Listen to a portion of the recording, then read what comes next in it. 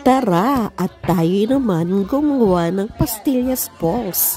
Napakasimple lang ng mga ingredients na kailangan natin. Kumbaga sa ano ay tatlo, diba?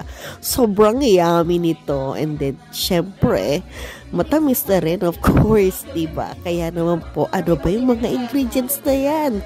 Kitang-kita nyo na sa ating screen na powdered milk, condensed milk, and then of course, sa huli na lang yung sugar. Pwede na rin nga hindi sa sugar, diba? Kaya ayan, meron tayong 500 grams na powdered milk, pero hindi naman natin ginamit lahat yan. Tinansya lang natin. So, siguro mga 300 grams lang yung ating ginamit para sa ating powdered milk. And then, syempre, nakapag-boost na tayo ng isang can ng condensed milk. So, tinatansya-tansya lang natin. So, medyo kulang pa, kaya nagdagdag na rin tayo.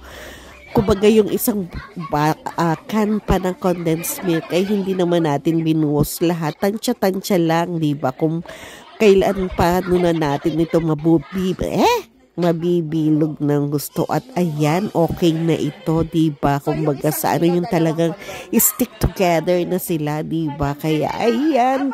So, syempre, sinigurado natin na napakalinis ng ating mga kamay, diba? Alam naman natin na pag tayo nagpe-prepare ng food, ay talagang dapat malinis ang kamay. At ayan na nga, Diyos ko. Nasita ko pa nga siya kasi nga naman sabi ko, akala ko ganyan kalalaki yung gagawin niyang balls. Diba? Pero hindi.